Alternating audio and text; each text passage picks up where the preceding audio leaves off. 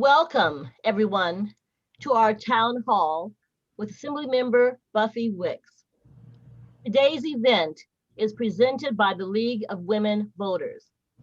I am Linda Whitmore from the West Contra Costa County League. The League of Women Voters is a national, nonpartisan organization established to encourage citizen participation in government. It never supports or opposes any political party or candidate. Statements and opinions are presented in the interest of public service and in no way are to be construed as endorsement thereof by the League of Women Voters. The League of Women Voters takes no responsibility for any of the views or facts stated. The four leagues of Assembly District 15, the West Contra Costa County League, the Oakland League, the Berkeley Albany Emeryville League, and the Piedmont League are co-sponsoring the town hall. We invite you to join the league and become part of producing events like this one. It's easy to do. Just visit any one of our websites listed at the end of the town hall or Google Find My Local League for information on how to join. And now it is my pleasure to introduce Adina Ishii. Adina is a member of the Berkeley Albany Emeryville League, where she has been an extraordinary leader. She was the first woman of color and youngest person ever to be elected to serve as their league president. She made it her mission to help the league become more inclusive and diverse, and during her presidency, increased both membership and diversity, attracting many new members under 30. Adina is a role model for us all. And now I turn the microphone over to Adina. Thank you, Linda, for that lovely introduction. My role today is actually just to introduce the Assembly member and also to our moderator. Assemblymember Buffy Wicks has represented the East Bay in the California State Assembly since she was first elected in 2018. She was re-elected just last year in 2020. Her district covers communities from Oakland to Richmond, including Berkeley, Albany, and Emeryville. Assemblymember Wicks's work in the Assembly focuses on housing, expanding the social safety net, consumer protections, and championing the rights of women and working families. Governor Gavin Newsom signed 8 of her bills in her first year in office, and despite the challenges brought on by the COVID-19 pandemic, signed 7 of her bills into law in 2020. A lifelong community organizer, Assemblymember Wicks previously served on both of President Barack Obama's campaigns and worked for him in the White House. She lives in Oakland with her husband, Peter, and daughters, Jojo and Ellie. And our moderator today is going to be Moni Flores Bauer. Moni is a past president of the League of Women Voters of Oakland and currently serves on the League of Women Voters United States nominating committee. Here's Moni. Thank you. Thank you, Adina, and welcome to everyone joining us this evening. Thank you for being with us here on May 5th, 2021 for this town hall connecting the residents of Assembly District 15 and our Assembly member, Ms. Buffy Wicks. As previously mentioned, there are 4 leagues hosting this forum for you all tonight. Again, it's the West Contra Costa County League of Women Voters, the Piedmont League of Women Voters, the Berkeley Albany Emeryville League of Women Voters, and the Oakland League of Women Voters. California's Assembly District 15 stretches across 2 counties and many cities from Hercules to Piedmont, and roughly includes about 420,000 residents. It is a pleasure for us to present this event, which in times of virtual meetings takes the place when we would normally get together in person, meet and greet and see our neighbors and be face to face with our elected representatives. This town hall is being live streamed on YouTube and is also being recorded for local leagues' use on their websites. This is the format we have, and this is the format we hope will give you ample time to ask your questions of Assemblymember Wicks. We're going to hear from her first with a presentation. Then we'll be moving on to your questions and answers.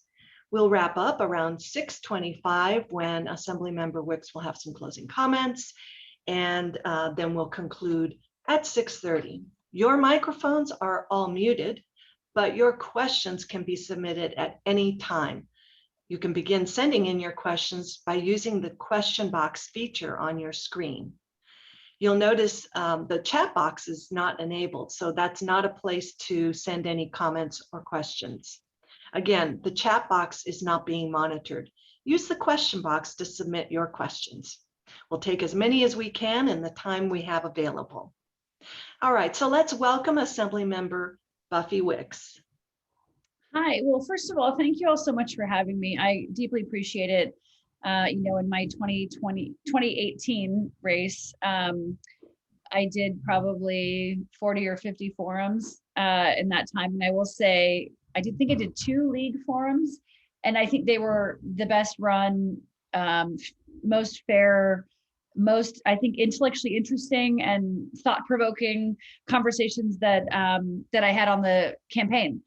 So I appreciate everyone's participation in those, and for you all to provide this really important platform for your elected officials, and I'm excited to answer questions. And so with that, I know I have put together a presentation, but I think the format is I will kind of give you just an overview of kind of where we are right now, and then we'll open it up for Q&A. So why don't we go ahead and kick off the presentation here, and do you want to go to the next slide? So what we're going to talk about today, and this will be about 20 minutes is my goal, and then we can open it up for Q&A, or I think I have 20 or 30 minutes, but moderator, feel free to jump in and tell me to shut up if you need me to. But I want to talk about kind of state level updates, really looking at kind of the budget landscape initially, and then more specifically what legislation I'm working on in the legislature to give you a sense of kind of where we're at. Next slide. But first, I wanted to just do kind of a very quick recap of, my first 2 years in office, some of the kind of key highlights of things that I worked on.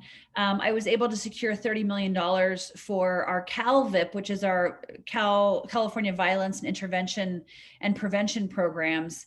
These are community-based organizations like Youth Alive or Advanced Peace that does direct violence intervention to really halt and stop gun violence in our communities. These programs work very, very well. California, embarrassingly, only has $9 million ongoing funding. My first year, I was able to get us $30 million. And as you'll learn in the future slides, it's a big priority for me again this year. California has seen a 46% increase in gun violence since the pandemic. And we have no more money left in the CalVIP program. So I'm actually asking for about $200 million that I'm hopeful that we will get to really help combat the gun violence that we're seeing in our community. So that was one of the things I worked on my first term in terms of one of the highlights.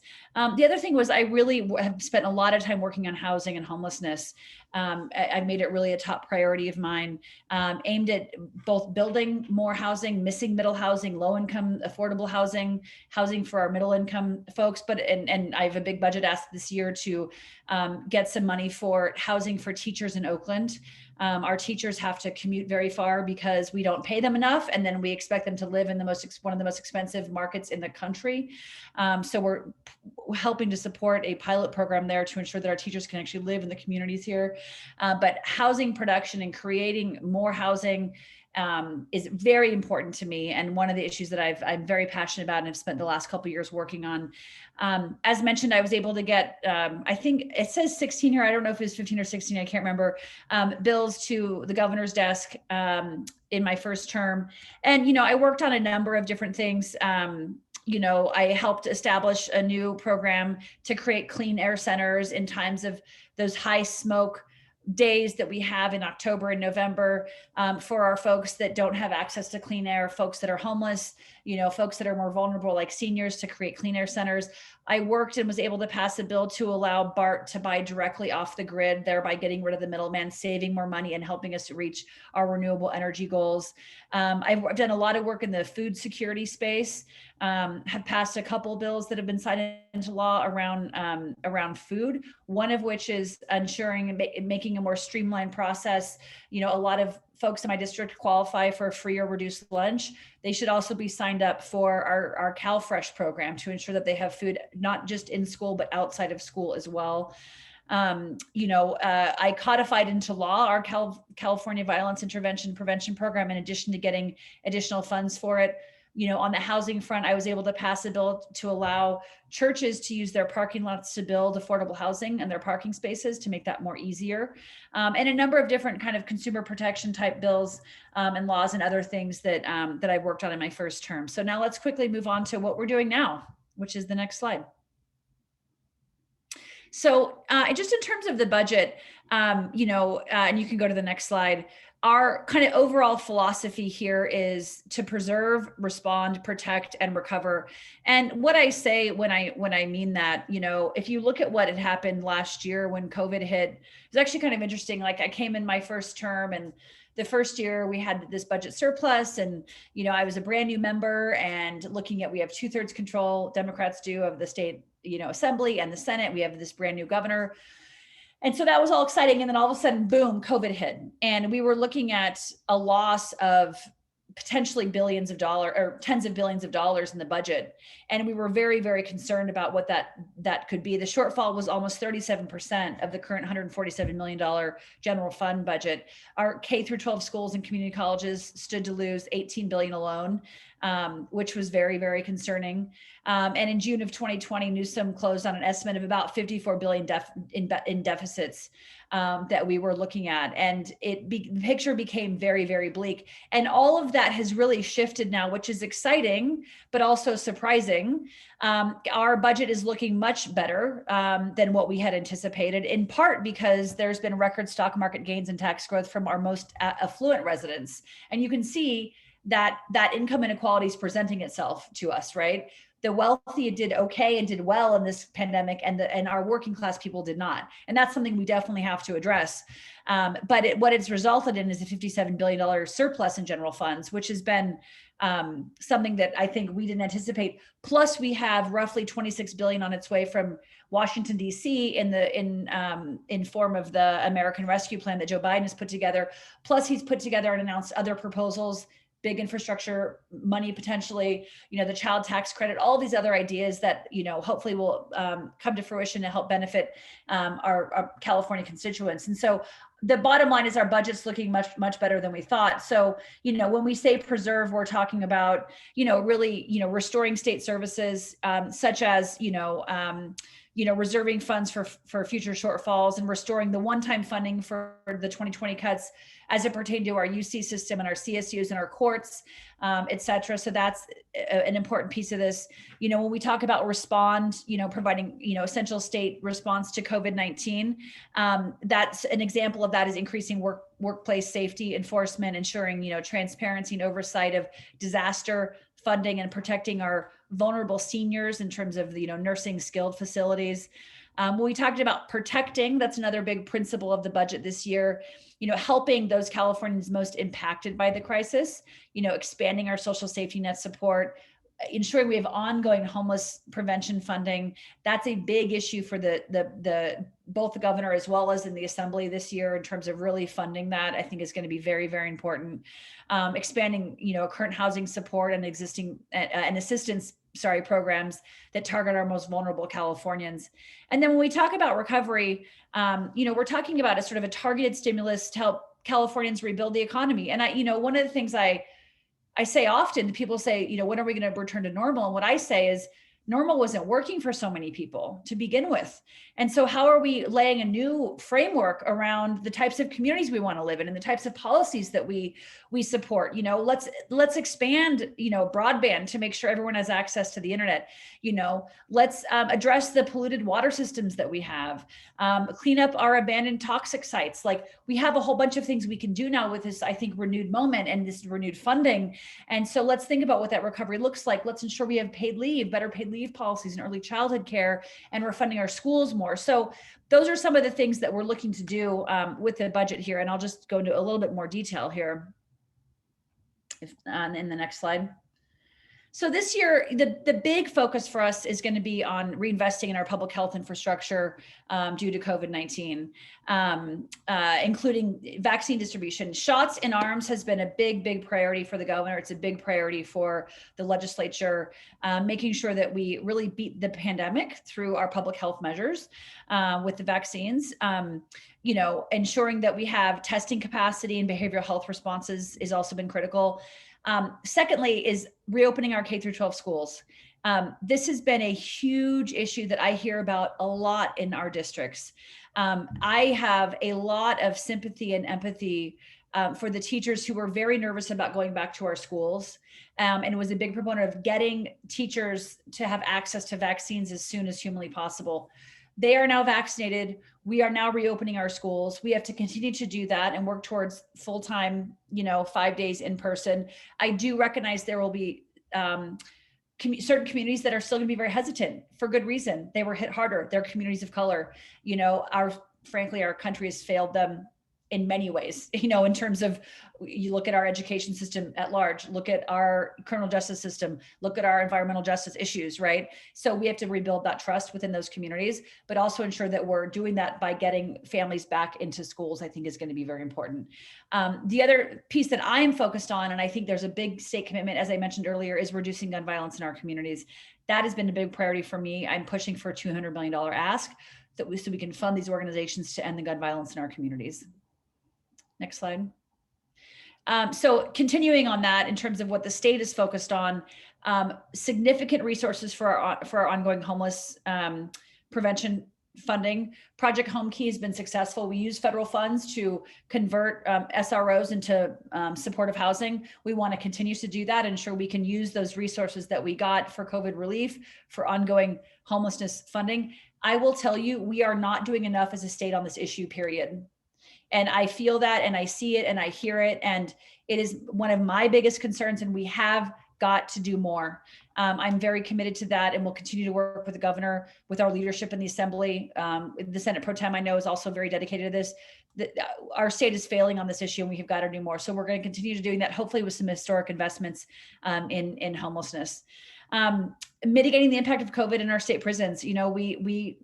We failed to a certain degree there as well, and allowed COVID to run rampant in our prisons. So that's something we have to address as well. Implementing TK for all 4-year-old children is part of the Assembly budget process that we're looking at, and really more broad supports for early childhood care. And then creating a statewide program to prevent evictions and support mom and pop landlords, and making sure that we're both supporting and protecting the tenants, as well as ensuring that our mom and pop landlords have the resources they need to make sure that they can cover their mortgage as well. So those are some of the things the state is focused in on. And I'll just tick through these more quickly, and then we can pivot to some of the stuff that I'm working on specifically. But streamlining programs to reduce barriers of entry for our vulnerable Californians. I'm working on Healthy Start Initiative, which would provide state resources for folks to help get people in our low-income communities through their schools signed up for things like Medi-Cal and CalFresh and other safety net programs. Californians leave a lot of federal money on the table that are entitlements that we have unlimited access to because we don't sign people up for these programs. And so it's making sure that our more vulnerable communities have access to these and are signing up for these programs. Providing streamlined assistance to small businesses. We just put a bunch of money in small business grants. When I drive around my community, I see how hard our restaurants have been hit, our small business community. We have to do everything we can to ensure that they have the resources they need to survive. They are some of our biggest employers. Our small businesses tend to be owned increasingly by people of color and women. So we want to make sure we're supporting those communities and making sure that they have access to capital, et cetera. And then the last thing I'll say on this slide is modernizing our EDD, which is where people get their unemployment insurance. This issue has been a huge issue in all of our districts. I get a nightly email of all the constituent outreach that's happened in my office. And every night there are dozens of stories of people who have not been able to access their unemployment insurance. And they are heartbreaking stories. And it is very frustrating. And our legislators across the board, regardless of party ideology, have been pounding the pavement on this issue, trying to get more resources and ensure that we get our unemployment insurance into the hands of people who need it most. And so I am very committed to that. And I have a bill on that, which I'll talk about in a second, but that's another important piece of the equation. So let me talk specifically about my legislative package. That was just sort of an overview of kind of what's happening in the state at the moment. And I'll also say, if you want to know more about the budget, we can host another conversation with budget staff to walk through all the ins and outs if that's something that is of interest to you all. So let me know if that's of interest and we can organize that. But let's pivot now to the bills that I'm specifically carrying. So one of the things that came out of COVID-19, I think, is a real understanding that we don't have the right and robust social safety nets to help our working families who are trying to raise children. You know, if you look at other countries in Europe, you know, they have extensive paid leave policies, they have affordable and easily accessible early childhood care. We just don't have that in the United States of America. And it's apparent, you know, and actually there's a report done every year called the Happiness Report. I think it's Happiness Index. And they looked at all these different countries. And the question is, are you happier with children or not? And in America, it's actually, people are not, unless you make money. But if you're working class, it's much more difficult. Childcare is incredibly expensive in this country. In Europe, you're actually happier with a family, with children, because they have robust programs for paid leave and early childhood care. It's much more difficult here in the US, particularly for low-income communities. They are stretched thin. Even for middle-class families, it's difficult. It's actually cheaper, and I have two children. I have a 4-year-old and a 9-month-old, and I'm paying full-time childcare for both of them. Nothing fancy, just regular old childcare. It's actually cheaper for me to send my children to University of California at Berkeley than it is for me to afford early childhood care. That is a problem. And, you know, my husband and I are making it work, but it's very, very, very difficult and very, very expensive. And it shouldn't be like that. And this is also an issue that contributes to our achievement gap issues. So I have a bill, two bills I'm working on that pertain to caregivers. One is the Chosen Family Act. Basically in California, we have decent paid leave policies and decent paid sick policies, comparatively speaking to the rest of the country. But they're for a very narrow definition of family. Basically, if you're legally bound or blood bound, right? A lot of families don't live in this type of nuclear family environment. You know, it's a modern world, and this type of language that exists within our policies disproportionately impacts the LGBTQ community and new immigrants who often live in multi-generational housing. So this bill would expand who can actually take leave to care for a family member. So this is an important bill to me. It's being sponsored by Equality California, and I'm plotting it through the system right now, and trying to work with the business community who has been opposing the bill to ensure that we have safeguards in place that doesn't totally negatively impact the business community, but also ensuring we modernize our language around this. The other bill I have is an Anti-Discrimination for Caregivers Act. Basically, folks who have to care for someone, either a new child, or any child, or a person with disabilities, or a parent. At some point, all of us will be caregivers. Most all of us will be caregivers. So this establishes caregivers as a protected class. What we see is, particularly parents of young kids get discriminated against in terms of, and it's often moms, in terms of getting promotions, in terms of being hired, because the employer thinks, oh, they're not going to be able to get the job done. You know, they're going to deal with their kids, right? We see that over and over again. There's a lot of data on this point. So this would add caregivers as a protected class, and also require employers to allow for a reasonable accommodation if an emergency comes up. So, you know, child school gets shut down. Can I go pick up my kid and drop her off at my sister's house? Something like that, right? Allowing for that kind of reasonable accommodation. You know, and I had my daughter at an 8-hour public safety committee hearing last week because we had a childcare issue come up. I'm lucky I'm a legislator, I can do that. Most people can't take their kids to work with them because of the nature of their job, or their employer doesn't want that. But we have to be able to have more accommodation. And I think we've learned that in COVID-19. Next slide. So housing and tenant protections. So as I mentioned, I've worked a lot in the housing space. I have been pushing on a bill to create a state rental data. And this has taken many forms over the last couple of years, but where it is today is, as part of the COVID-19 relief funds, the federal government required data to be collected, ensuring that, we have a good sense of who needs to receive the data, the ethnic breakdown of that, if there was rental increases, if there were evictions, things of this nature. Having this type of data is actually very important as a lawmaker, so we understand the negative impacts of our housing market. And so I'm trying to retain that data so that our UC system and our think tanks and our journalists have access to it, so we can see what is actually the state of our rental market right now. So I'm working to retain that data and hopefully to build on it. A lot of cities have started rental registries. So I'm hopeful that we can create a statewide rental registry. The second piece on the housing is my housing preservation and tax default property. And basically, we have buildings that have been experiencing tax default. They're sitting there, they're vacant, they're blighted properties. We want to make sure we can move those into the hands of affordable housing developers, and all the while keeping our existing tenants housed, so we can convert that into long-term supportive housing. So consumer protections, I sit on both the Privacy and Consumer Affairs Committee as well as the Banking Committee, which we have a lot of financial consumer protections coming out of there. As I mentioned, I'm doing a bill on EDD reform to create an Office of the Claimant Advocate to ensure that people have somewhere to go when they have a problem with EDD.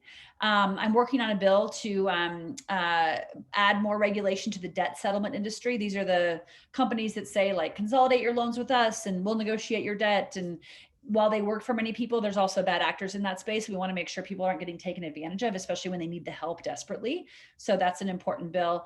And then Kids Act, as I mentioned, I have a 4-year-old. She likes to look at my phone and go online and look at the tablet.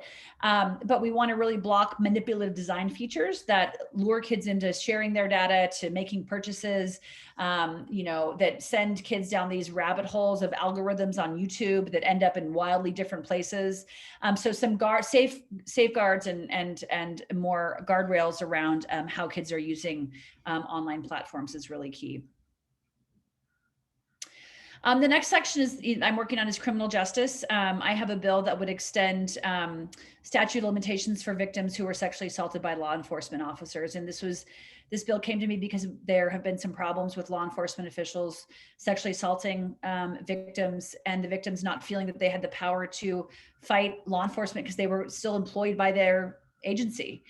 So this would extend the statute of limitations and try to create a more level playing field, which is, I think, just an important bill. I'm also doing some work on my double sentencing bill, which gives more judicial discretion. Right now, if someone commits multiple crimes, the judge is forced to take the harshest sentencing.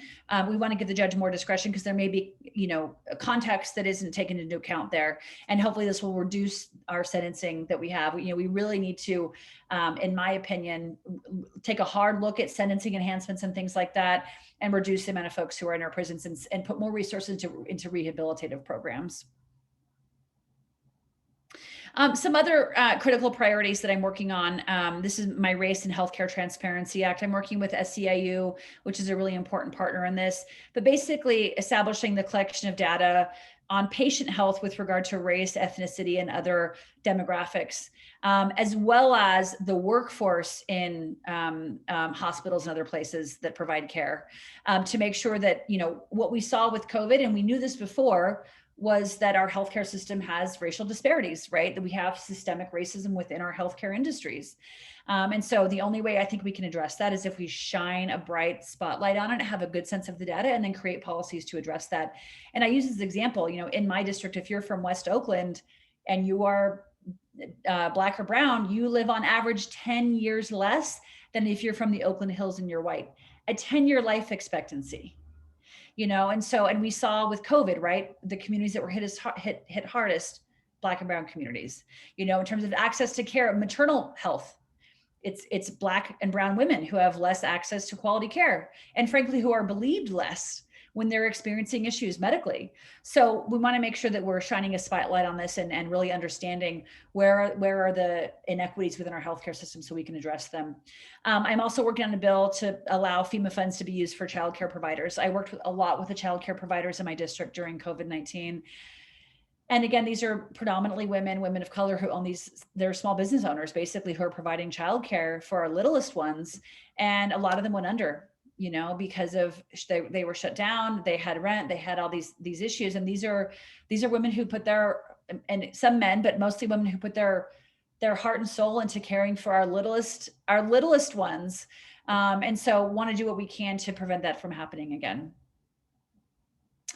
And then just in terms of some of the budget asks, I've already mentioned this a little bit, but I'm asking for about $200 million to support our CalVIP programs. I will continue to always carry that budget ask. It matters a lot to me.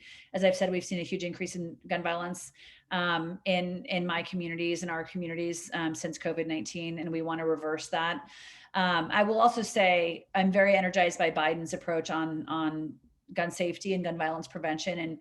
And he's rolled out some aggressive executive actions, and we need nationwide background checks and nationwide efforts. We have pretty good gun laws here in California, but it's a porous state. And a lot of the guns come over from Nevada and they come over from Arizona because they don't have very good gun violence prevention policies in place there. So we need federal laws on this. Food banks, I've done a lot of work with the food banks in my district and statewide. I'm carrying $110 million one-time general fund asked to help address food security in our communities. You know, when COVID-19 hit, many of our students get their food at school. That's where they eat. And our kids were literally going hungry, and our food banks were doing everything they can. They need the resources to be successful. They're such well-run organizations and they do such good work. And so we want to make sure they're funded. And then another one of the asks I'm doing is a district-specific ask. It's, again, this Oakland pilot program for $11 million for a program called Teachers Rooted in Oakland to ensure that our teachers can live in the communities in which they're teaching. So those are some of the budget asks that I'm doing.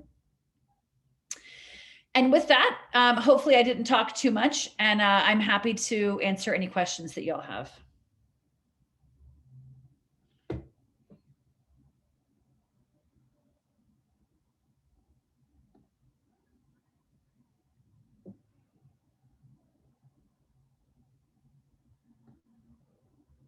Oh, you're muted. Hi there. Hi.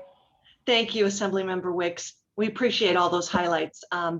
We know you want to hear from the folks in Assembly District 15, and that's what this next segment's about. This is the town hall part where the questions are flowing because you've touched on so many topics. Now we have a variety of questions for you as well. And so again, just a reminder for those of you who want to pose a question, use the question box to pose your question. We've got screeners looking through those, and we're making sure we don't have repeat questions and we get a variety. And we hope to have as many questions as we can handle with some quick turnaround. So our first question for you is, here we go. Despite the demonstration of effectiveness of telework during COVID-19 shelter-in-place orders, state departments are eager to return to the status quo of all government employees commuting to the office.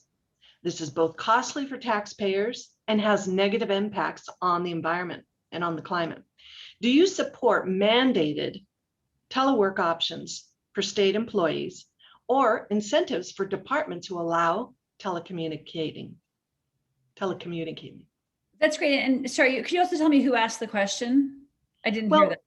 We don't have names attributed to the questions. Okay, that's fine. You know, it's an interesting question. I think what we will see coming out of this is more flexibility across the board. And I think more flexibility works for state workers if it makes sense. It depends on obviously the job, right? It depends on, you know, what the requirements of the job are. And, you know, I think it'll depend on what it is. But I think more flexibility makes sense. You know, what we saw, I mean, one thing I was inspired by, you know, COVID has been very challenging, obviously, for many of us for different reasons. But remember when COVID first hit and there were like literally no cars on the road, and all of a sudden there was like more butterflies and more birds. And it was just like, you know, it was like the environment was sort of taking over, which was pretty amazing. You know, and I think more flexibility is warranted, I think, for a lot of our workforce. And I think that would also, be applicable to our state workers as well. All right, the next question. Annual devastating wildfires seem to be here to stay for the foreseeable future.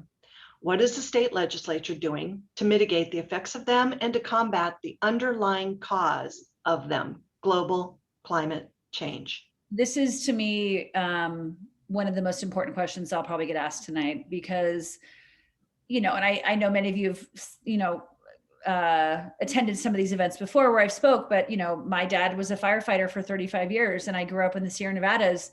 And when I was younger, we didn't have a 8 or 9 month fire season. We had a 2 or 3 month fire season. And that was just, 20, 30 years ago. Right. And it's just so crazy how things have shifted so quickly, and it's our own fault that that's happening. It's our own fault because of our policies or lack of policies around climate change and what we're doing. It's our own fault in terms of, forest management. It's our own fault in terms of just a lack of political will and awareness to actually really fundamentally address the issue. So I think there's a number of things we need to do to fix the problem, and this is going to sound a little like I'm going to be sort of connecting a lot of dots here, but I view our housing and our transportation policy as environmental policy, right? Are we going to continue to keep building out into the suburbs and exurbs? Or are we going to build more densely in our cities and ensure that we don't have these long commutes, and with that, are we going to fund public transportation, right? So that we don't have, our essential workers and teachers and others who are living in Stockton and Tracy commuting to Oakland and Berkeley every single day and spending 4 hours on the road to get here. 41% of our, of our pollution comes out of our gas pipes, right? And so how we live, I think, is very critical. It's supporting things like EVs, but EVs for low-income families too. We have to be mindful of the equity issues when we take these issues into account. So there's a number of things I think we need to do. I know the governor is committed to it. I'm committed to it as well, and we have, I think, Assembly and Senate leadership that is as well. But to me, it's one of the issues that is of the utmost emergency to deal with, because it is real, it is felt, we're going to feel it. I'm very worried about where we are this year. If you look at how much rain we had this past winter, we're already basically in a drought, and we had 5 or 6 days of rain. I mean, it was in a crazy amount of lack of rain this year. So it's very, very concerning. Thank you. All right, moving to housing. Given your true belief in the state housing bills that you're supporting and that you have supported, even as a co-author, how do you justify stripping all local control, oversight, and obligation to affordably house those from municipalities, stripping the control from the local cities? The bottom line is we have to build more housing. I ran on this issue. I think it's important. I think that can be sort of achieved through sort of carrots and sticks. We've historically had problems where local municipalities have not wanted to build. And I think we are in a situation where it's incumbent upon all of us to build. And I'm a big believer in infill housing. I'm a big believer in, ensuring that we're not expanding our current housing footprint into our green spaces out into, the eastern parts of the state. We should be protecting those and building more infill development in our communities where we have it, and I'm a believer in zoning reform. If you look at Berkeley, right? Berkeley was the first place where single family zoning came into existence. And I'm going to say something that might not be popular, but it's what I think. And so, you got to be true to who you are, right? And so Berkeley created single family zoning in this country, came from Berkeley. It had historical red line, problems. It excluded communities of color. And Berkeley's now on the precipice of getting rid of single family zoning and creating more density. I want to see communities that have diversity. I want to see multifamily housing, right? If you look in Rockridge, look at the Rockridge BART. We have invested as a society billions of dollars into the BART system because we think it's a public good, right? If you look at the BART, look across the street where the Zachary's Pizza is. It's 1 story. Shouldn't we have 2, 3, 4 stories on that of people who can then use that BART, right? And have access to this neighborhood, Rockridge neighborhood, and access to the schools and access to the grocery stores, and ensure that we're building a multiracial communities. So I'm just a big believer in upzoning. I'm a big believer in infill development. I think we can do it in a thoughtful way. I don't think it needs to be massive skyscrapers everywhere, but there was a bill I spoke out on the floor that some of you may have seen. I had my 4-week-old at the time at the end of session last year. SB 1120, it would have allowed single family zoning houses to be duplexes. That's a very simple concept in my mind of how you can create more density, right? Let's have more ADUs. Let's have duplexes and tris and quads. That's a way I think you can add more density without fundamentally changing the character of the neighborhood. So I think that stuff is important, and I do think it has to come from the state. All right. This question from a resident is about healthcare. Mm-hmm.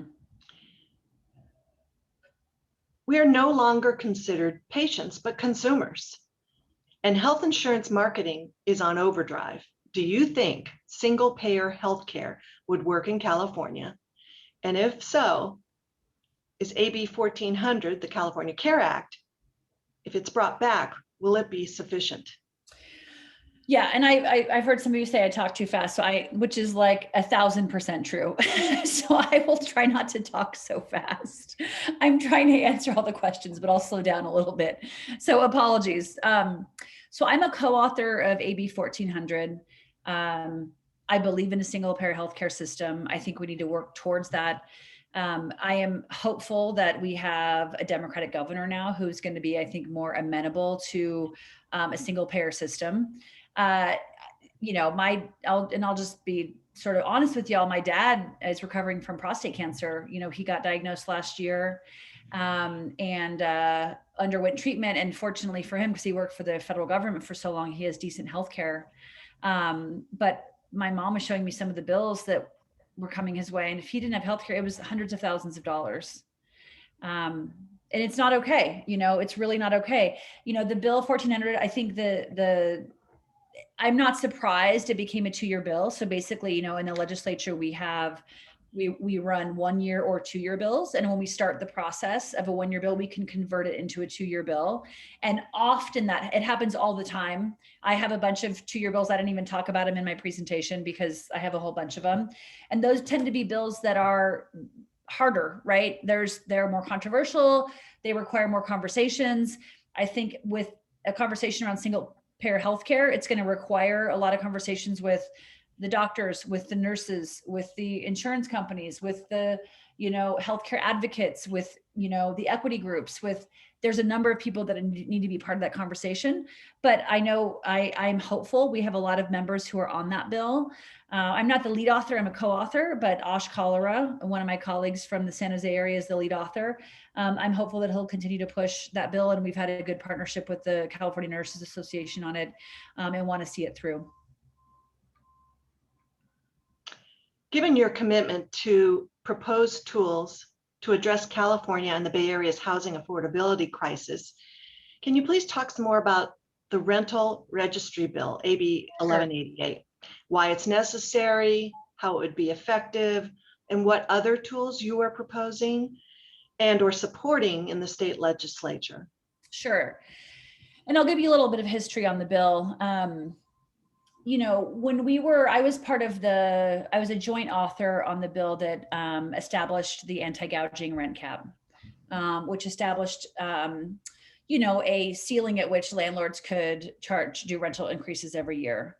And I think it was a reasonable amount. It allowed landlords to increase a reasonable amount, but it really prevented the gouging that we have seen in some of the markets in the Bay Area. And we were hearing stories of constituents getting charged 30, 40, 50, 60% rent increases, and they simply couldn't afford it. So that bill was a 5% plus cost of living.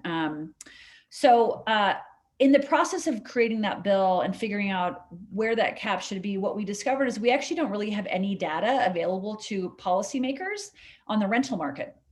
And you have proprietary data like apartments.com who keep big databases. But for policymakers, we are flying blind on the rental market. We have anecdotal information, which we all hear about, but we don't actually really know the rate of evictions across the state. We don't know the rate of evictions in certain communities. We don't know the rent increases across the state or decreases. In some places, there may be decreases. And so the original idea was a statewide rental registry, which would be a 2-page form that landlords would fill out to say a couple different things. How much did you charge for rent? How big was the unit? Were there any evictions? would take 5 minutes. It was fought pretty heavily by the California Apartment Association and the realtors. I'm now on my third attempt of this bill where we're trying to collect the data that we know already exists that came from the COVID-19 federal funds that require this data to be collected if you were going to use those funds. And so we want to preserve that data and ensure that our UCs and others have access to it, so we have a better understanding of who needed the rental relief funds. Plus, take some cities, I think there's about a dozen or so that already have a rental registry or are in the process of creating a rental registry, and ensuring that we are trying to solicit that information so that we can see from a statewide point of view, what is the rental market? What is it looking like? And can we then create policies to help address that? So that's the premise behind the bill. I think it's important as a policymaker. I like to push for evidence-based policymaking, which involves having good data. Similar to my health equity bill, we need the data to understand what's going on. So same thing applies to this bill. And we've put in privacy protection so that it's not, you can't look up by tenant name and that kind of information. But I think it's important. And it's also important as we do production to ensure that we're not causing overt displacement and gentrification. And if we had a database to have a better understanding that, we could see and then create policies to address those issues. Housing continues to be a big topic tonight's town hall. Here's another one. Since about 90% of California cities and counties have fallen short of meeting their regional housing needs, for example, Emeryville, Oakland, Piedmont, and Richmond, they now have the highest nationwide rent, housing cost, and rate of homelessness, and tenants spending 50% or more of their income on housing. To even approach this rental housing needs compliance, should laws more strategic and or punitive than SB 35, should laws like that be passed that were passed in 2017, and similarly AB 215 pending in the legislature, should that be enacted? And if so, what different provisions might be more effective? Again, we're getting a question here about the comparison of legislation that's been proposed versus what the reality is showing us. Yeah, no, I mean, the question is absolutely right, which is why, to my earlier point, this is why I think we need state intervention in terms of ensuring that our local municipalities are allowing for more housing to be built. It's not going to work to say, not in my backyard. It's not, that's not the world we live in now. It's not welcoming. And so we have to be more, as a society, I think, willing to build housing at all income levels. Our communities have to be willing to do it. They have to make the approval process easier. I've worked on a number of bills in this space, and I think it's critical. And I think that could be some combination of carrots and sticks to ensure it. But, the governor came out very strongly on this as well. He actually sued a community in Southern California that was refusing to build, which was pretty aggressive. But, we've got to be able to do some zoning reform, as I mentioned, like, SB 1120 from last year, which the duplex bill I think is key. I'm working on some upzoning bills. I think allowing for duplexes, triplexes, quadplexes is important, but and this is similar. It's the kind of the converse of the first question you asked about housing, but I think it means the state's much more involved in that process. But I will say, we are seeing a trend, and even in the last couple of years, Berkeley and Oakland are pushing towards getting rid of single family zoning, which is a pretty big deal. And so even at the municipal level, certain cities are pushing for this and saying, it's okay for us to have multifamily zoned house, right? It's okay for us to have quads and triplexes. And so hopefully the locals will continue to lead in that way. And certain cities have embraced it more. Emeryville has been much more open to multifamily housing than other places. I think you see certain parts of the communities that are more, I think, engaged in that and willing to create more housing. So I do think it's important, but we do have a housing production challenge, especially for very low income. It's very difficult. It's also incredibly expensive to build. There's also a bill that I just voted on the housing committee last week that would make it easier for nonprofit affordable housing developers to access state resources, because it's a very cumbersome process right now. So some of that streamlining I also think is very, very important. My colleague Tim Grayson, who represents another part of Contra Costa County, is leading on that bill. So there's some good bills coming to the legislature that I think will also help different aspects of the problem. Okay. Are you working on any legislation this session that would turn California more towards restorative justice versus and away from punitive justice? Yeah, I mean, this is, so I sit on the Public Safety Committee, and it's probably the most emotional committee that I sit on, because we hear firsthand, you know, how our criminal justice system impacts people's lives on a daily basis. And I remember, you know, I guess it was not last year, because last year was COVID, but the year before that, I guess, my first year, Dr. Shirley Weber, who's now the Secretary of State, drove a bill successfully to bring about more change with regard to police use of force, deadly use of force. And in that bill, we had thousands of people come and testify in support of it. It took hours to hear public comment, and we had many of those people holding up pictures of people who had been killed at the hands of law enforcement. And it was very emotionally charged, you know? And so these bills, I use that as an example to say, the Public Safety Committee that I sit on, I vote on a lot of this stuff all the time, and have done work in this space. I did a bill last year that was targeted at juveniles in terms of restorative justice work there. I have the bill this year that's giving more judicial discretion around sentencing. I think fundamentally we have to get rid of sentencing enhancements. For the most part, there might be some exceptions, but I think that's a piece of it. And when you look at the stats in the United States of America, 1 in 17 white men will go to jail or prison, and 1 in 3 Black men will go to jail or prison. And so the racial inequities in this issue, are huge and profound. But you have people like my colleague, Senator Sidney Kamlager, who was in the Assembly, who's now in the Senate. She's been leading the charge in this space. We have some really good, you know, coming out of the George Floyd protests, some very strong legislation, and our very own Nancy Skinner, who's done great work in this space, who is a fantastic senator. And I'm so lucky to have her as my senator.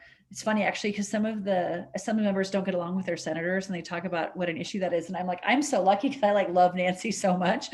But, you know, I think generally speaking, the Assembly and the Senate is much more geared towards restorative justice, ensuring that we are kind of reeling back a lot of the stuff we did in the 90s with 3 strikes you're out, and these really sort of punitive measures that destroyed communities, particularly communities of color. So I believe fundamentally that we are in a very different frame of mind now as a government. And I do think that's been reflected over time in our policies and will continue to be reflected. Sorry, that was a little long-winded, but the point being, yes is the answer, and we need to continue to work on it. We want to thank our audience. Your questions are coming through. Thank you very much. Keep them coming. Here's a lot, guys. Keep them coming. The cap and trade system has always had its critics as a significant way for oil and gas companies and others to reduce carbon emissions while continuing to pollute our air. The latest critical report in ProPublica published a study by Carbon Plan, a nonprofit, which has found that carbon emission reduction is being inflated because of the gaming of the cap and trade system. Mm-hmm. Would California be better off subsidizing renewable energy production to the extent that the fossil fuel industry would find it more profitable to stop fossil fuel production and transition to renewable energy production? It's an interesting question. You know, I think when cap and trade was passed, it was maybe the best we were going to get at that time. I mean, I wasn't in the legislature then, but you know, there is no doubt we have to move to renewable energy, and as fast as we possibly can. And I think we need to put all options on the table. I do think I'm inspired by the leadership of Biden on this, and he's trying to lead globally. But I do think that's an interesting idea, one we should consider. And, with the funds that we're going to be coming down from the federal government, something that we should seriously consider, because I agree it's a flawed system. And it's particularly flawed when you look at places like Richmond, right, where, our communities are feeling it more so than other places. So I do think it's an interesting idea that should be considered. Now could be the right time for that conversation. Very good, thank you. This is your first year on the Transportation Committee. Yes. What are your priorities for clean vehicles, transit-centered development, and supporting public transit coming back from the COVID collapse? And Yep. Thank you. This resident wants to say thank you for helping on AB 455 since Assemblymember or Senator Bonta moved on to AG. Yes. So I have been training on the Transportation Committee since I got into office. I was training on the Housing Committee since I got into office, and I'm on both. So I'm very happy to be on both of those committees. And again, I think those issues are very tied together. So in terms of transportation, as I mentioned, I had done a bill that got signed into law that allows BART to buy directly from the grid, which saves both a lot of money and helps BART achieve their renewable energy goals. So that got signed into law last year. The bill I'm doing now, which I was a joint author on, Mr. Bonta's bill, as you mentioned, would allow for the creation of a bus-only HOV lane on the Bay Bridge. And it's kind of shocking to me that doesn't exist right now. And I think, we need to do things like, we need to build another Transbay tube. We know that, right? And again, I think things have changed a little bit because of COVID, where there's not as many people traveling into the city and whatnot. And maybe with telework that will change, but still fundamentally, we need to invest in our infrastructure in terms of our rail system. And so things like building a Transbay tunnel, I think, are part of the equation. That is a huge financial commitment. But what we can do in the meantime is do things like AB 455, which I'm now the lead author on, as Mr. Bonta, as you mentioned, went to the AG's office. And that will allow for an HOV bus-only lane. And I think the more that we can actually promote things like buses, the faster we can address our transportation issues. The other critical issue is really the streamlining of all these different agencies that work in transportation in the Bay Area. I think there's 27 different local municipalities.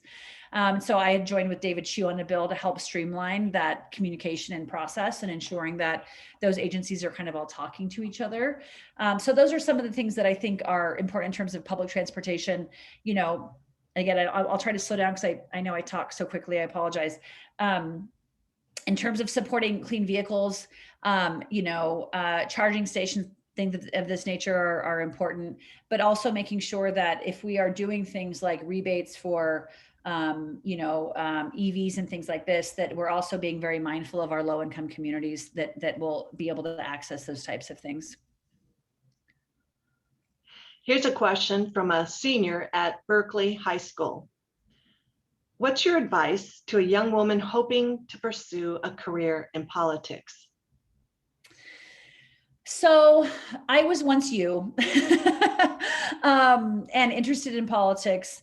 And I actually started taking political science classes at my local community college when I was in high school, because I was so interested in it. But I started volunteering on campaigns. I started volunteering with organizations. I did that all through college, and just, sort of picking an issue that you care about and getting involved and letting your voice be heard. Offices like mine have internships, Nancy Skinner's do, I'm sure Barbara Lee's do as well. But getting involved locally is really key. There's also, I think, getting involved locally with your local city council members or your local mayor's offices are also really, really important. You get exposed to a lot of different things when you do that, and just jumping in and kind of getting your feet wet, I think, is the most important thing. If there's an issue you care about, there's an organization out there who advocates on this.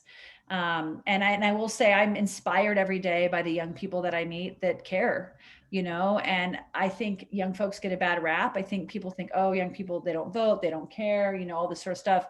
Young people care. The young people I meet, they care, and they are the future of this country. And they inspire me every single day. So I'm excited that you're on this forum. You should also ask to meet with your local reps. You know, I meet with constituents all the time. And to me, meeting with local people, do I get requests from lobbyists all day, every day, special interest groups all day, every day. But the most important meetings that I take are the ones with my constituents. So I would, know who your local council person is, know who your local folks are, your school board members, obviously your mayor, know who your state rep and senators are, and ask to meet with them and to talk about the issues that you care about. That's a good, easy way to entree into these things. So I'm excited that you're on here and hope that you do those things. And I'm happy to sit down and meet with you myself. This constituent's asking, first of all, saying California currently allows fracking. This process pollutes underground water. Can fracking be permanently stopped in our state? Well, I was the co-author on the bill that would have done this, that Scott Wiener was leading on, that just died in committee a couple of weeks ago. I think it's going to have to be eventually, right? The question is when, I think. I do think it can be permanently stopped. It's just a question of when, and this goes to the larger question around renewables, and this sort of transfer from old fossil fuels into renewable energy. It has to happen, and it has to happen very soon, because we're seeing the impacts of it in terms of our wildfires. And I think of this as the mom of a 4-year-old and a 9-month-old. And I remember last year when we had the day that like the sun never rose, when the sky was really orange. You guys remember that day? And I was walking my daughter to school, and she said, "Mommy, what happened to the sun?" And it was like very heartbreaking, for me to explain, like, we've messed it up. And I think about, like emotional, think about, but like the world that we're leaving her, right? So sorry, but I don't mean to be hyperbolic about it, but I think about the world we're leaving our kids, and so it's not a question of if, it's a question of when, because I think we have to move. And, a piece of that equation is this concept of, just transition, and ensuring that, the jobs that are held by our refinery workers are good union paying jobs, and how do we ensure that the transition that they are going to undergo ensures that they continue to have good paying, high paying jobs. And that is a point of contention in this debate, right? And so I think we need thoughtful folks at the table to figure out the answers to those questions, and I'm committed to working on it.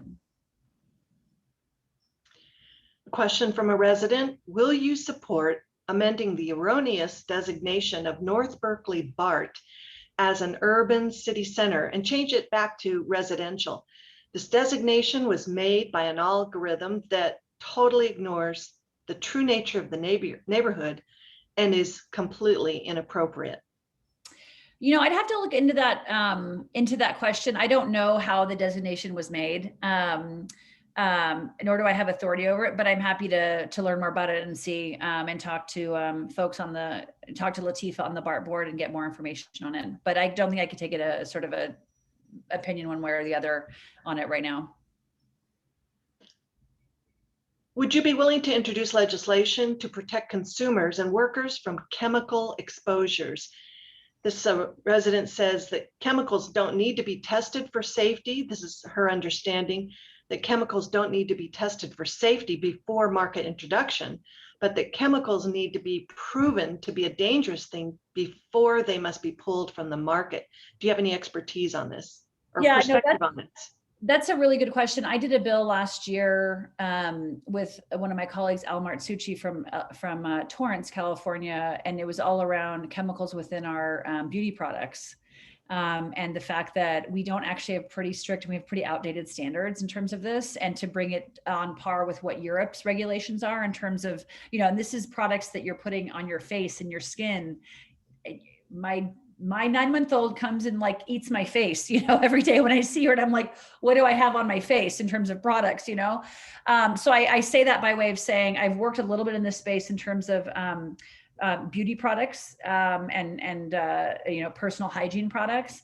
And I do think, the chemicals that we are using in our society right now, I don't even know that we totally understand the dangerous impact of what we're doing.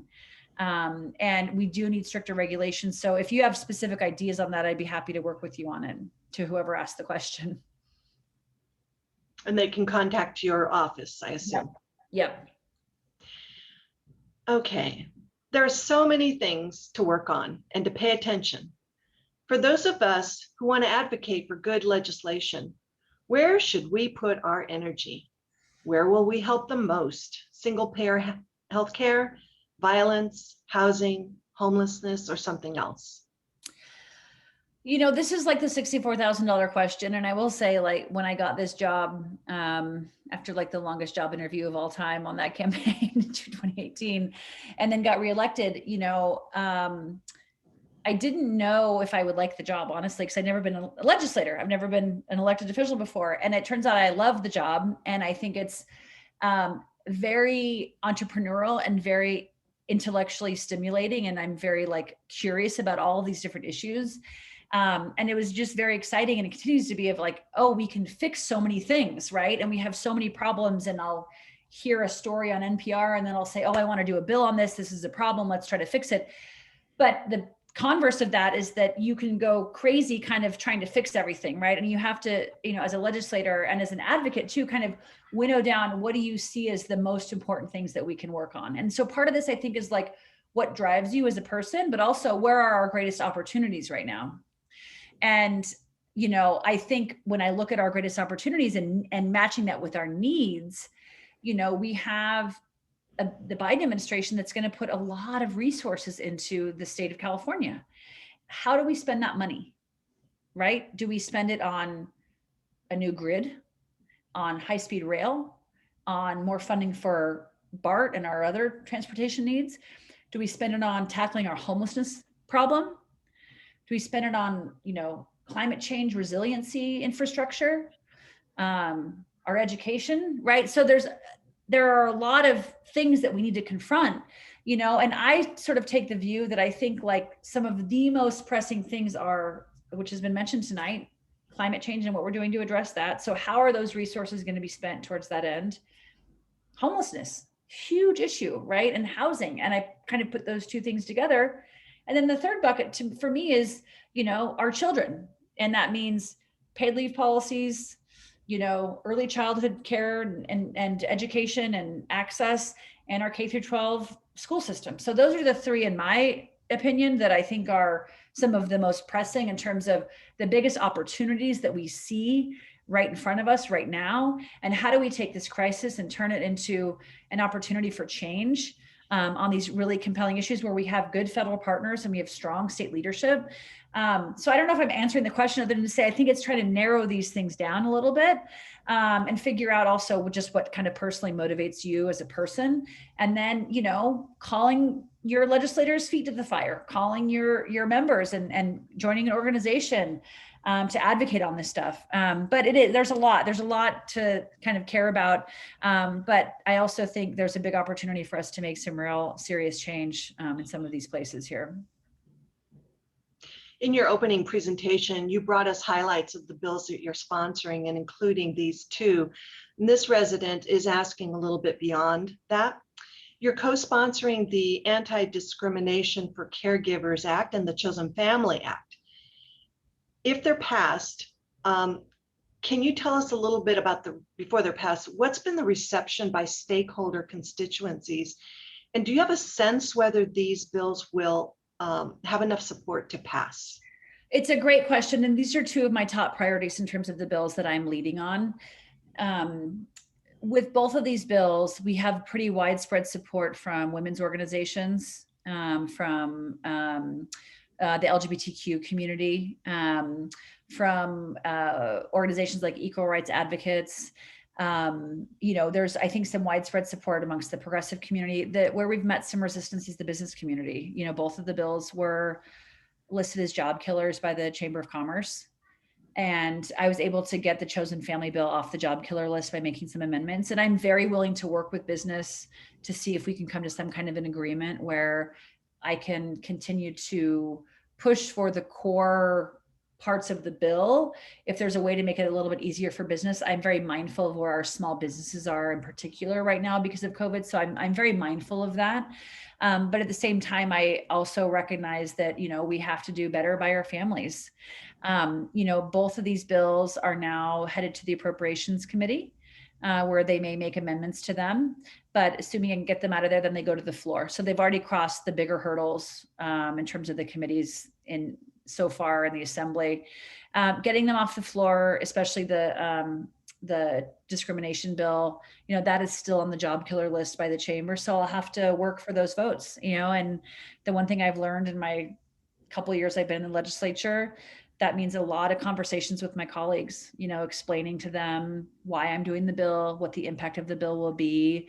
We've looked at where similar bills have passed in other states, and have we seen things like frivolous lawsuits, which is an argument that the chamber is saying, or businesses going out of business because of it, right? And so we look for evidence to say, and we found it that says you won't see frivolous lawsuits. Businesses won't go out of business because of these bills, right?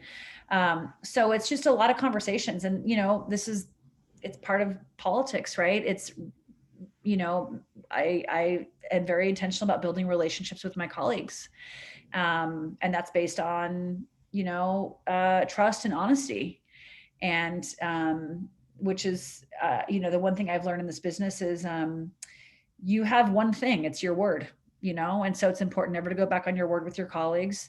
I hope that they view me as a honest, trustworthy person. And so when I have a conversation with them and try to provide a different perspective than what some of the opposition is saying, that I hope that they take that into consideration. And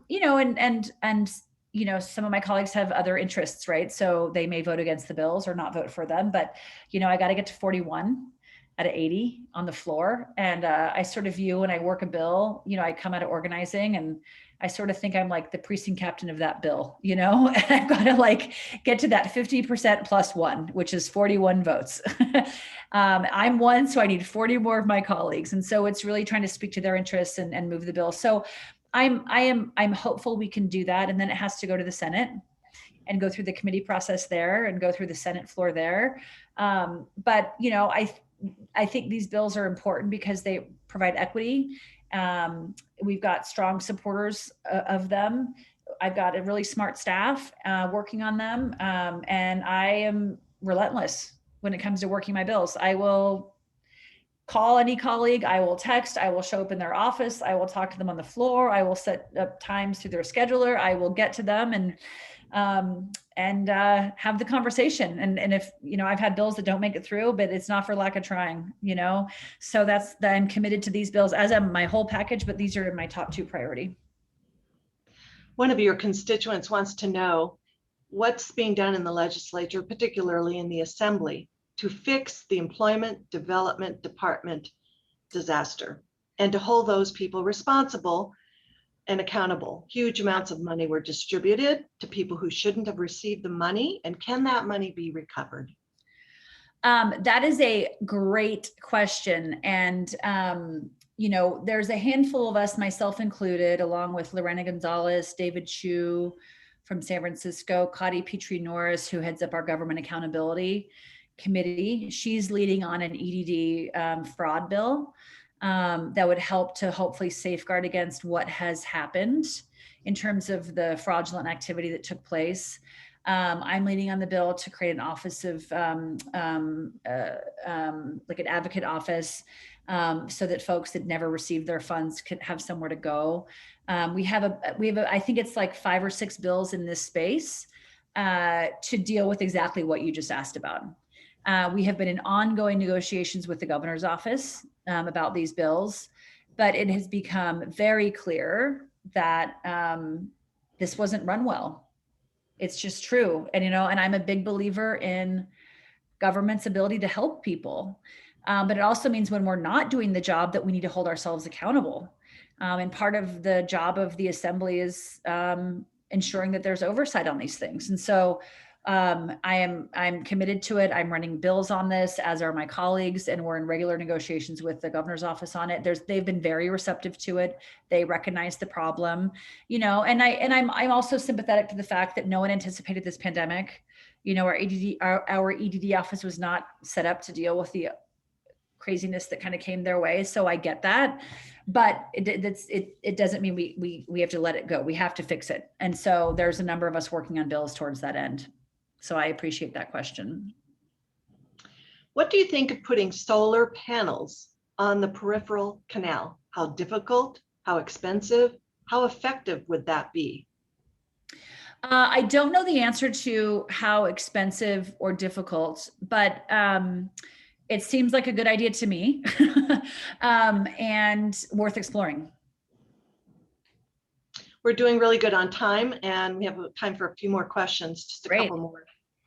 The city of Napa and perhaps other cities that were impacted by the wildfires have been exploring ways of persuading local businesses depending on low-income labor normally residing outside their communities to contribute to the cost of housing for their own workers, for instance, in the city of Napa.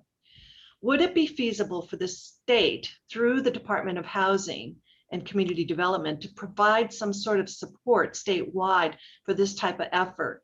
Would legislative action be necessary to enact such a program? That's interesting. I don't think legislative action would be necessary to enact some kind of a program like that. It could potentially be done through HCD on its own, but I don't know exactly. I'd have to look into it. But I do think the dearth of housing is also part of the problem, when we need to, again, go back to, more housing production as part of the solution. And this resident asks if you can spend a couple moments here and go more in depth on the funding structures of K-12 education.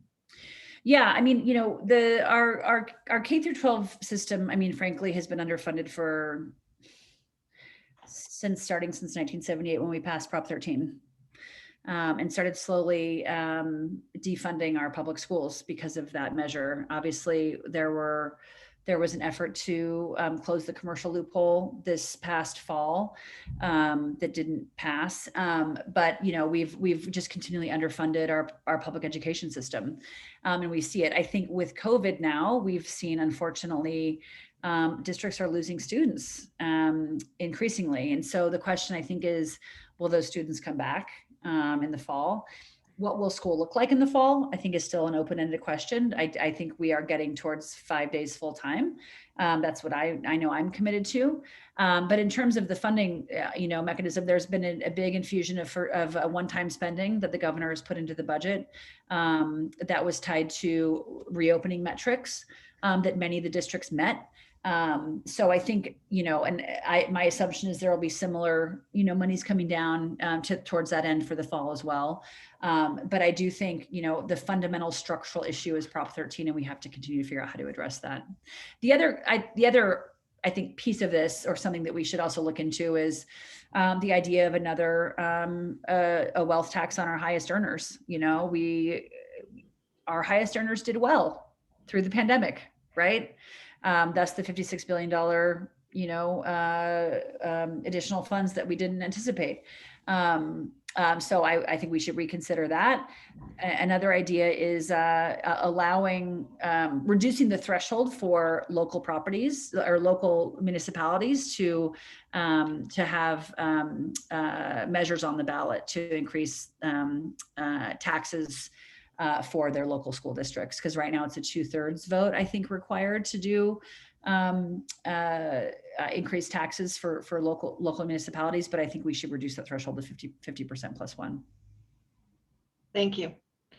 This is going to be the last question from the town forum for tonight.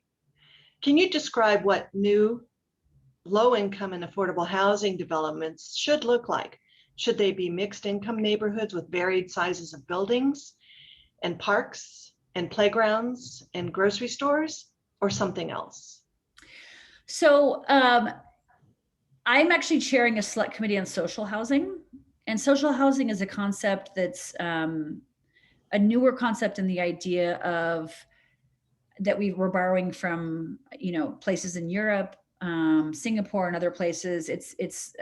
There's some newer conversations in Hawaii and Maryland and other places around this concept, where basically it's, state funded housing, but it's multi-family housing of mixed income, so that we are ensuring that our low income folks are living in the same building as our higher income folks, to ensure more diversity, to ensure that we are not creating a situation of kind of the public housing of yesteryear where you place particularly communities of color into public housing and then have a real shortage of quality education and grocery store deserts and things of this nature. But mixing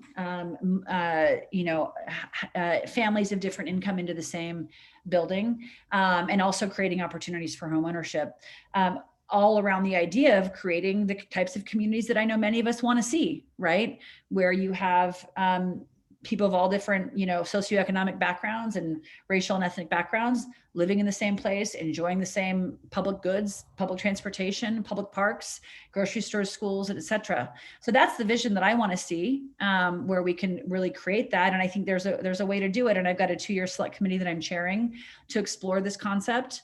Ideally built by union labor, so that we're ensuring that these are also good jobs coming out of this, and working towards an idea of real equity when it comes to housing. Let's try and fit in one more question. Sure. Is that all right? Sure. One more quick question. How can this resident's neighborhood fire safety group work with the state to mitigate the danger from wildfires in, for instance, the Berkeley Hills during the coming red flag warning days? Yes, that is a great question. So the Berkeley Hills, Susan Wengraf, I don't know whose district this person's in, but she's done a lot of great work in this space and is like on my speed dial and constantly telling me what we need to do at the state level. So just know if she's your council member that she's on it. But I think it's both working with your local city council members, with Mayor Arreguín and myself. We're looking at bills around better coordination between all the agencies to ensure, fire knows no geographic boundary. Fire does not care if it's in my assembly district or Rebecca Bauer-Cahan's assembly district, right? So that coordination is key. But I'm happy to meet with you and talk to you about what that can look like. But I am in regular conversations with our local electeds to this end. Thank you so much. So now, can you help us wrap up the town hall with some closing statements for a couple minutes, and then we'll say our goodbyes. And we appreciate the audience questions. They were terrific, and they were a wide variety. My closing statements really simply are: thank you for attending. Thank you for caring. Thank you for advocating on these issues and for the thoughtful questions, not only here tonight, but I know that everyone on this Zoom in their day-to-day life is someone who cares about our community, cares about our state, and cares about our country. And, we have just, as a nation, gone through a lot.